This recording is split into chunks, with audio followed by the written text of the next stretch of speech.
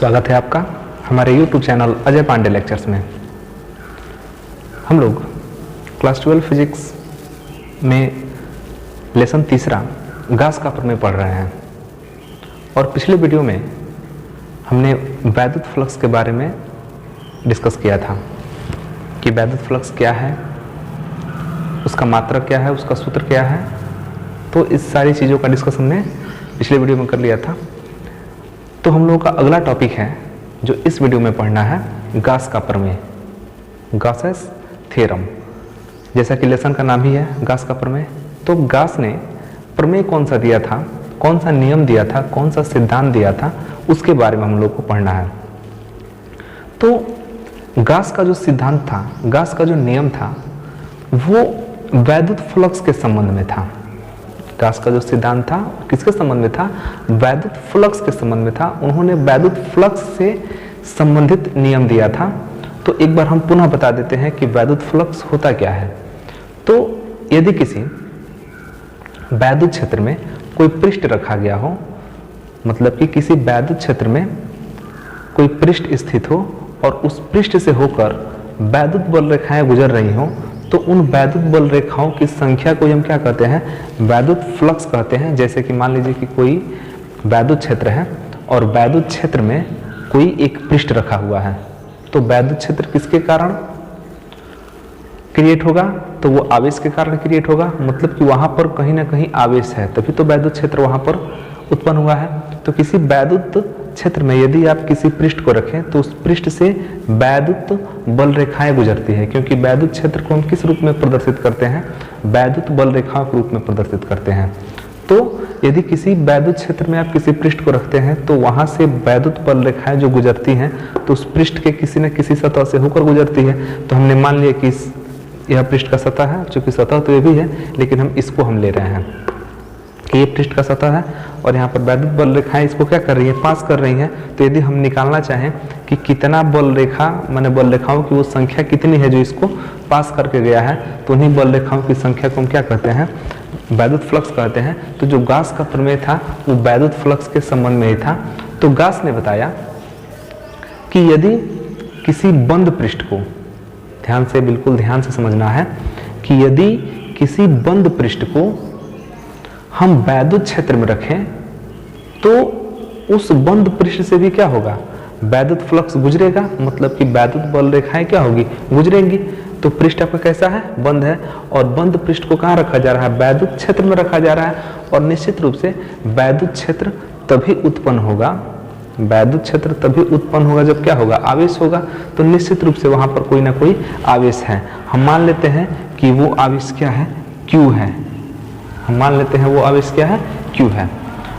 तो गास ने बताया कि यदि किसी बंद पृष्ठ को किसी वैद्युत क्षेत्र में रखा जाए तो उस बंद पृष्ठ से होकर गुजरने वाला वैद्युत फ्लक्स, मतलब वैद्युत बल रेखाओं की संख्या, उस पृष्ठ से संबद्ध आवेश, उस पृष्ठ से परिबद्ध या उस पृष्ठ से जुड़े आवेश का कितना गुना होता है?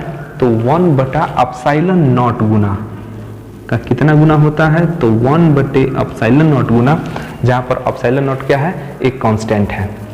इसके बारे में हम लोग बाद में डिस्कस करेंगे, अगले टॉपिक में डिस्कस करेंगे, इसी में अगले टॉपिक में डिस्कस करेंगे। फिलहाल आप यहाँ इतना ही जानिए कि यदि किसी बंद पृष्ठ को हम किसी वैद्युत क्षेत्र में रखें तो उस बंद पृष्ठ से होकर गुजरने वाला, मान लीजिए कि ये बंद पृष्ठ है, तो इस बंद पृष्ठ से होकर गुजरने वाला जो वैद्युत फ्लक्स होगा, मतलब कि वैद्युत बल वैद्युत क्षेत्र रेखाओं की जो संख्या होगी, वैद्युत बल रेखाओं की संख्या होगी, उसी को हम वैद्युत फ्लक्स कहते हैं। तो किसी बंद पृष्ठ से होकर गुजरने वाला वैद्युत फ्लक्स किसके बराबर होगा? तो वैद्युत फ्लक्स उस पृष्ठ से संबंधित या उस पृष्ठ से परिबद्ध आवेश का 1/ε गुना होगा। और वैद्युत फ्लक्स को हम दिखाते किससे हैं? φe से दिखाते हैं। मतलब φe इक्वल टू हो जाता है Q × 1/ε0 या ε0। तो यहाँ पर गास का प्रमेय है कि इस नियमानुसार किसी बंद पृष्ठ से गुजरने वाला वैद्युत फ्लक्स, इस नियमानुसार किसी बंद पृष्ठ से गुजरने वाला वैद्युत फ्लक्स और बंद पृष्ठ से वैद्युत फ्लक्स तभी गुजरेगा जब हम उस बंद पृष्ठ को कहाँ पर रखेंगे, किसी वैद्युत क्षेत्र में रखेंगे या उस बंद पृष्ठ से कोई ना कोई आवेश परिबद्ध होगा, क्योंकि वहां पर वैद्युत क्षेत्र उत्पन्न होना चाहिए। तो गुजरने वाला वैद्युत फ्लक्स उस पृष्ठ द्वारा परिबद्ध कुल आवेश का 1/ε0 गुना होता है।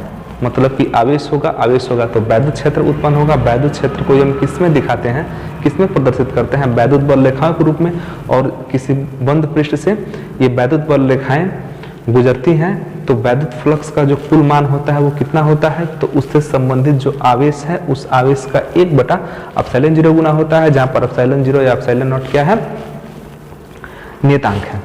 तो हम गॉस के प्रमेय को इस रूप में लिख सकते हैं, phi = q × 1/ε0। तो यहाँ पर पुनः एक बार देखिए कि इस नियमानुसार किसी बंद पृष्ठ से गुजरने वाला वैद्युत फ्लक्स उस पृष्ठ द्वारा परिबद्ध कुल आवेश का 1/ε0 गुना होता है। मतलब कि phi e कुल वैद्युत फ्लक्स है कि किसके बराबर होता है, तो उसमें जो आवेश उपस्थित है उस आवेश का कितना गुना, 1/ε0 गुना, तो q का ऊपर 1 में गुना हो गया तो q/ε0। तो phi e का यहाँ पर मान निकला q/ε0। ये हुआ आपके गॉस का प्रमेय। लेकिन हमने पिछले वीडियो में बताया था कि किसी किसी बुक में phi लिखता है, किसी किसी बुक में phi e लिखता है, जबकि दोनों सही है। और अगर वैद्युत फ्लक्स की परिभाषा के अनुसार देखें तो वहां पर हमने पढ़ा था कि phi e = vector e dot vector ds। इसके बारे में हम लोगों ने पढ़ा था। मतलब कि परिभाषा के हिसाब से वैद्युत फ्लक्स ये है और गॉस ने कहा कि ठीक है ये है, तो ये तो जनरल सभी पृष्ठ के लिए है, लेकिन गॉस का जो प्रमेय था वो स्पेशली किसके लिए था, बंद पृष्ठ के लिए था। तो बंद पृष्ठ से जो गुजरने वाला वैद्युत फ्लक्स है वो किसके बराबर होगा, तो उस पृष्ठ से संबंधित जितना आवेश है उस आवेश का 1/ε0 गुना होगा। मतलब कि phi e = आवेश का 1/ε0 गुना मतलब कि गुणा। तो ये हो गया। और अगर हम परिभाषा से कंपेयर कर दे भी, तो मान लीजिए कि आपका वैद्युत फ्लक्स ही है और गॉस के द्वारा भी वैद्युत फ्लक्स है, तो परिभाषा तो सब पर लागू होगा, वो चाहे बंद पृष्ठ हो खुला पृष्ठ हो जैसा भी होगा सब पर लागू होगा। तो यहाँ से एक नया रिजल्ट सामने आता है कि phi e = vector e dot vector ds formula के हिसाब से, और इसी को बताया कि ये वैद्युत फ्लक्स किसके बराबर होता है, तो q/ε0 के बराबर। ये हुआ आपका एक नया रिजल्ट। तो ये गॉस का प्रमेय है जो कि बहुत ही आसान है और बहुत इंपॉर्टेंट है बोर्ड परीक्षा की दृष्टि से। बोर्ड परीक्षा की दृष्टि से काफ़ी इंपॉर्टेंट है। और सिर्फ यही नहीं, आप जो है कोई भी कॉम्पिटिटिव का एग्जाम दीजिए, CPMT का दीजिए या नीट का दीजिए या JEE मेंस का दीजिए या IIT का, तो एक क्वेश्चन यहाँ से एकदम निश्चित रूप से रहता है, उसमें कोई संदेह नहीं है। यहाँ से एक क्वेश्चन एकदम हर कंपटीशन में एक क्वेश्चन यहाँ से उठा कर देता है। तो ये टॉपिक काफ़ी इंपॉर्टेंट है, छोटा है, आप अच्छे से समझ सकते हैं इसका, आप स्क्रीनशॉट ले सकते हैं। तो आप इस वीडियो के बारे में हमें कमेंट में लिखकर जरूर बताइए, और कोई सुझाव हो तो स्वागत है आपका। और मिलते हैं फिर अगले वीडियो में एक नए टॉपिक के साथ। और नया टॉपिक यही होगा, वहाँ हम क्या करेंगे कि गॉस के प्रमेय का डेरिवेशन करेंगे, इसका प्रूफ करेंगे, निगमन करेंगे कि ये कैसे, मतलब इसका सत्यापन करेंगे। तो उसको अगले वीडियो में उसको पढ़ा जाएगा। तब तक के लिए धन्यवाद।